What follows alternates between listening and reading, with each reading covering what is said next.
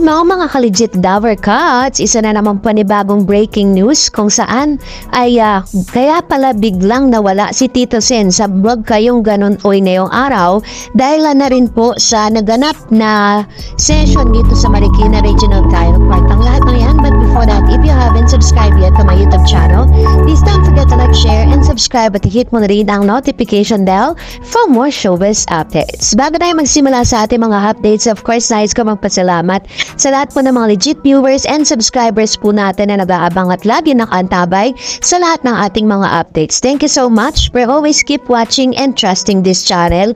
And let us watch this video po kung saan ito'y naganap sa Marikina Regional Trial Court ngayong araw. Po dumating, hindi naman ako medyo nalito ng dating pala. So Marikina kanina, pagdating ko nakataas na sila lahat. So may nakita ko na babae na staff ng tape, admin ng isa sa mga office staff ng tape na kasama ni Attorney Maggie. So sila yung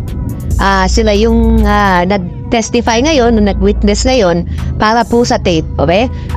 Napansin ko mas maingat na sila na nagsasabi kung ano yung merits ng case o ano yung sinabi dun sa mga proceeding. Hindi na sila nagsasalita kasi parang hindi sila masubjudice nung korte, parang ganun. Diba? Parang yun yung nare-reklamo na huwag kilabas sa media yung mga napag-uusapan doon sa loob ng korte. Pero tingin ko, ang ginawa talaga nung witness is tungkol kay Jennifer, kung ano yung status niya sa kumpanya. So yun yung nag-i-establish ng connection o ng association yung pagdating sa tape kay Jennifer. So parang gano'n yata yung ginagawa nila. Actually, hindi ko din kasi alam ko yung mga writer, independent contractor din yan eh.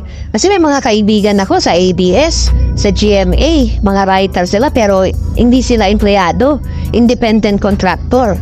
So yung pagdating sa mga benefits, so hindi ko alam po ano sa status ni Ma'am Jennifer eh. Maganda pala, natanong ko din sana. Pero yun nga eh. So, baka yun yung sinusubukan nilang i-establish na pinapasahod namin si Jenny. So, lahat ng naiisip niya na ideas dapat sa amin. Which nag-disagree naman yung kampo ng TVJ. So, kanina nandun si Attorney Buko. Wala si Attorney Buko nung last week eh. So, kanina nandun. Paglabas nila, mga 10:30, maaga silang natapos, mga 10 pa lang. 10:15 pa lang lumabas na sila ng korte. So bukang mabilis na, talagang dininig lang nung korte yung statement nung witness, tapos pinalis na sila, ang bilis lang. Tsaka konti lang yung tao kanina, hindi puno doon sa korte, kaya siguro ang bilis lang. Tapos si Attorney Buko ang kinausap ko kasi last week si Attorney Maggie nakausap ko, wala si Attorney Buko. So buti si Attorney Buko, tinanong ko lang siya doon sa YouTube account, okay, kung ano ang plano kasi meron siyang interview sa Inquirer pero maganda siya na mismo yung magsabi at very clear si Attorney Buko, para sa kanila ay inagaw ng tape ito. Iniimbestigahan pa nila kung paano ginawa ng tape kasi merong statement si tape, sabi nila nakipag-coordinate sila sa Google tapos nakuha nila yung YouTube channel, pero sinasabi ni Attorney Buko, teka muna, mag-iimbestiga muna kami kasi hindi dapat sa inyo yan kasi kung sino ang gumawa ng channel, yung email na ginamit sa paggawa ng channel na malamang baka kay Ma'am Jenny yan, no? Kung sino man sa legit Dover Cuts, sa kanya dapat yung channel, sa kanya dapat yung mga subscribers, yung mga views. So yun ang kinokontes, ayun na sinasabi ni Attorney Buko. So tapos ang punto nga niya, ngayon kinuha ng tape. So kumikita kayo doon sa mga videos dyan. Yung mga videos dyan, puro mga pagmumukha ni Vic Soto, ni Joey De Leon, ni Tito Soto. Kumbaga pinagkakitaan nyo yung image namin dyan, yung copyright namin dyan, nang wala kayong pahintulot mula sa amin. So kapag nanonood tayo ng videos na yon, na mga lumang YouTube videos na merong mukha ni Bossing, na ando si Bossing, diba kumikita yung tape? Ang sabi ni Attorney Buko, mali daw yun. Bakit kayo pagkakitaan? Wala naman tayong usapan pagdating dyan.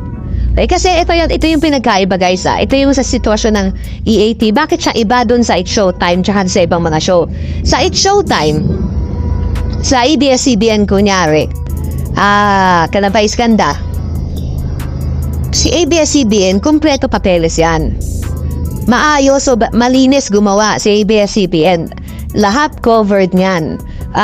Pag pumirma si Vice Ganda ng kontrata sa It's Showtime, nakadetalye doon kung magkano matatanggap niya, na kung ano yung karapatan ng show para i-replay yung kanyang mga video na nandoon siya, yung kanilang sa kanilang YouTube, sa kanilang Facebook, sa kanilang social media.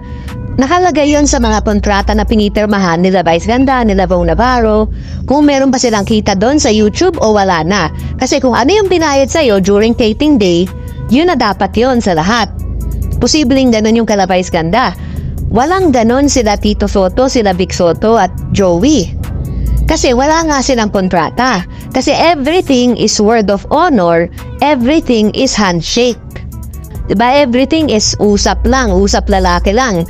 Sila tsaka si Tony Toviera. So, kung wala silang mga ganong papeles na pinirmahan sa tape, ano ang karapatan ni tape para ipalabas yung mga shows na nandoon yung mukha nila?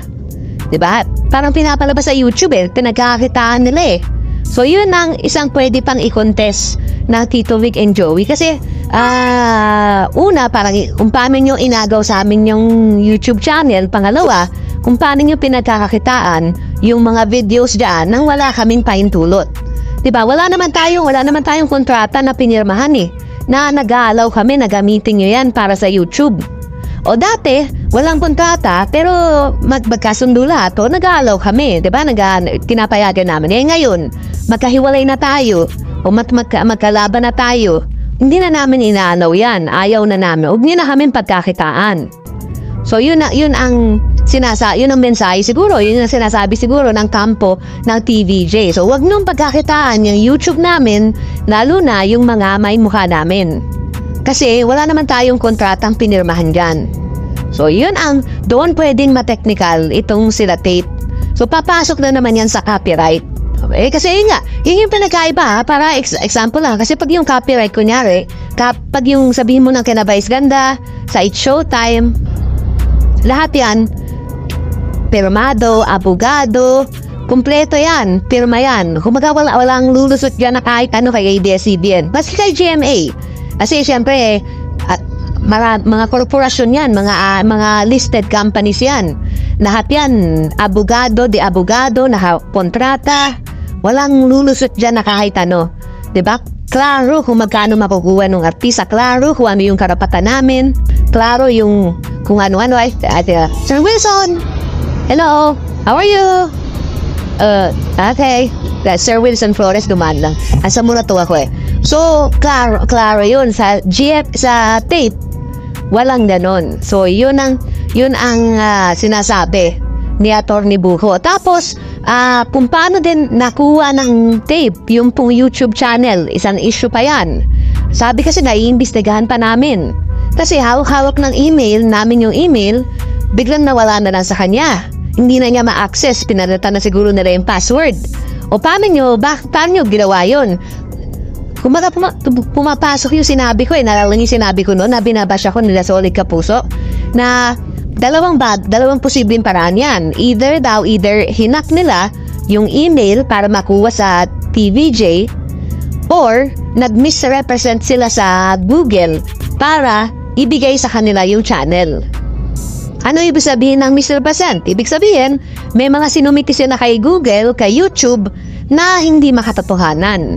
So, dahil nag-agree si Google at nilipat sa kanila, di ba?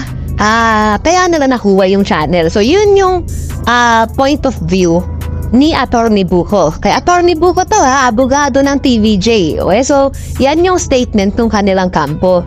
Isa dun sa dalawa. Either way, kahit miscommunication, misrepresentation, pwede nilang habulin for cybercrime. Okay? So, alam ko yung cybercrime, si Tito Sen pa nga nagsulat niyan So, alam ko, isa siya sa mga nagano niyan naggawa niya. Hindi ko sure pero pagkakaalala ko.